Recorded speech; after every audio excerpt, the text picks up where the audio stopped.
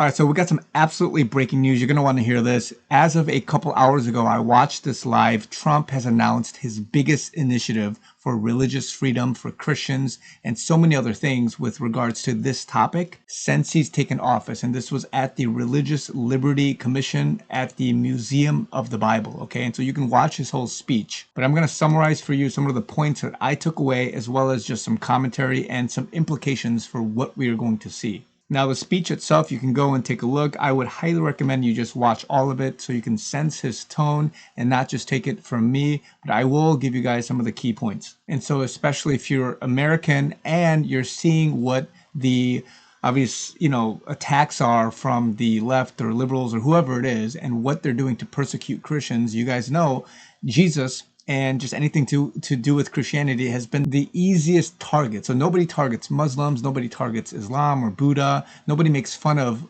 them or their figures in the way that people make fun of Christians or Jesus, right? And so Trump talked about the government protecting the right to prayer in public schools. Now he extends it in some sense to other religions, but specifically for Christians, that many people, and there was a boy who had done a testimony about how the principal and just schools had, punished him in some way. He gave a testimony about that, standing strong. And he seemed like a very young boy who was just making his stance about it. And people were applauding and protecting the right to prayer in public schools. Now, I don't know how much of an extent to that is in terms of it being mandatory or just giving time for people to comfortably do that. But that was a huge thing to safeguard student prayer, and the Department of Education issuing new guidance around that. And so practically speaking, it gives students and teachers clear cover for voluntary prayer and religious expression at school events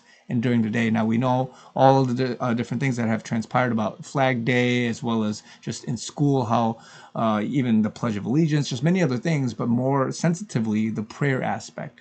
He talked second about the political orientation of pastors and leaders. He talked about how people were supposed to support him, but because people were a little on edge or sensitive about the fear of losing tax exempt status specifically, and being able to freely even advocate for political candidates, that was a problem because Trump was asking people, hey, do you guys support me? And they were kind of tiptoeing back. And so in this sense, he claims that clergy can now speak freely about religious expression on politics. Now, that's a huge deal. If you're a church pastor, if you're somebody in the religious organization, if you're an influencer like myself, of course, I don't have any fear of that. I don't have anything to lose in the sense of a congregation and all that stuff. But it's huge because what will this do practically? It signals to churches and pastors that you can be bolder from the pulpit about public issues. And it's noted that the legal landscape is a bit nuanced in that aspect with regards to actually practically how it would come about.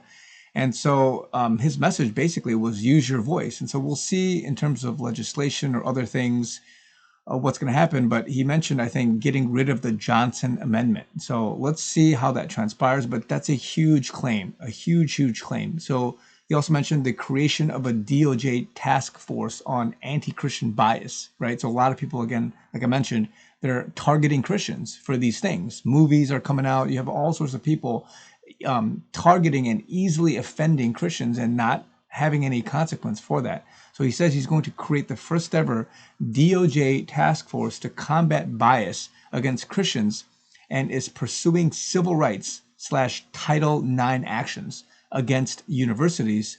He specifically named Harvard and also citing a major settlement with Columbia. And so schools in general, but also I would argue with companies, with other places, public, especially the federal, sense, but also schools, many other places, they're going to have to, come to terms with making, being more sensitive of how you target this anti-Christian things. And so, of course, you guys know I'm targeting and fighting this in the legal courts for my previous employer because I believe that I was wrongfully terminated for religious persecution. So I'm even fighting that battle on the legal front as well. And so let's see what comes of that. But that's ongoing myself. So the same goes for any other anti-Christian bias. So federal scrutiny on campuses where Christian students and faculty feel shamed or penalized for their beliefs. The other thing he mentioned was school policy alignment with traditional Christian teaching. This is huge. He specifically pledged to defund schools that push, and again, he's been saying this for a while, but push transgender policies, ban medical surgical transitions for minors, and made it official U.S. policy that there are two genders. And we already know this. He mentioned this before. But this is going to continue with schools being aligned to that, not just federal government. So that's huge as well. And the practical impact that federal education exposure with conservative Christian ethics on sex and gender, plus their support for school choice and tax-related implications, all of that is going to pressure schools to make sure that they are in alignment, to make sure that you are teaching the correct things that obviously as a believer we all know is biblical, not all of this LGBTQ and all these other crazy things that are woke ideology. We're talking about a strong stance on traditional Christian values, godly values. This is not hate speech. This is not pushing something crazy. It's literally just saying, what does God think of this? Sin or not sin? And we're going to push that without it being a pressure thing to make others uncomfortable with that, but rather have a safe space for it. Private schooling as well as public schools, I would assume. But again, all of this has big downstream repercussions. The other thing was the symbolic high signal gestures to the Christian community. So he donated his family Bible to the Museum of the Bible. He framed America explicitly as one nation under God and tied national renewal to a revival of religion. So he specifically said, we're going to revive prayer, we're going to revive the churches, we're going to be a religious, godly nation again. So what kind of stance is that? That's a huge claim. Now, many people watching this video or have listened to me over the years about Trump, you guys know that I'm not here to say that he's some savior and he's like the next best awesome Christian. We're not saying any of that. None of us are saying that. We're saying that God is using him for this specific time, just like King Cyrus. And again, he's even more than King Cyrus. He's a believer from what I believe, and I'm seeing. I'm not saying that he's this most spiritual pastor like esque person. He has a certain sternness and a personality that's made correctly for this job in this hour, in this season. But he's being used to restore godly values, to tear down the modern day Asherah poles, to tear down the statues of Baal and restore godly values. And if people like him or not, his personality, all of that stuff doesn't matter. What he's doing is pushing to the best of his ability. And again, he might be, misspeaking and he might rub people the wrong way. But what he's doing is he's advancing Christian ideology, Christian things, godly things. And so I can't ask for anything better than that. I'm not sitting here with, the Obama type of person or this politically correct person or of course, heaven forbid, Biden type of, ideology, this woke ideology. We're sitting here and we're saying we don't want this like kumbaya type of thing. We're talking about leaders that need to step up in this hour to really put God first. And so this is what he said. This is what he's going to do. From my belief so far of what he's done as being an action-oriented, results-oriented president, I believe he's going to do this and he's going to go hard at this.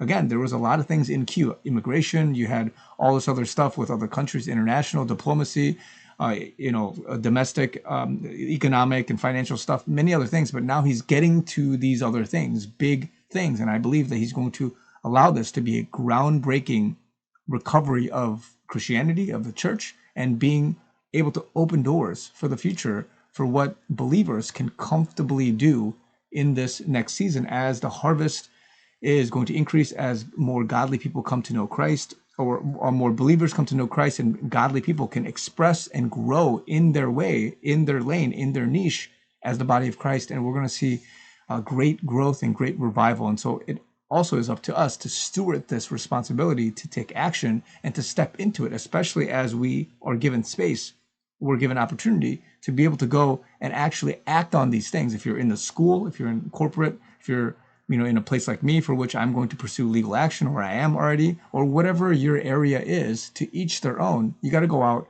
you got to do this. And so I just wanted to give some comments on there. There's a lot to talk about, but I want to at least bring this to your attention if you haven't heard already. But I believe a lot of media, they're not going to really talk about this. They're not going to break this down. But really, because of the speech, because of what he's declared, and I recommend that you go watch the speech, he's already taking action, and it's going to be great for the church. So I believe this is crazy good breaking news, and we're just only at the beginning of it, and we're going to see a lot more. So God bless you guys. Be encouraged. You guys know I'm doing a series all this month on posting consistently, but also trying to give attention to my fundraiser. If you guys want to support me, givesendgo.com/chrisyoonyt. You guys see it in the link in the description below. But also I have other methods: PayPal, Zelle, Venmo. If you guys want to support me in that way, would love it. And I also just want to thank you guys for all the support so far. Love you guys. More to come. Talk to you guys very soon.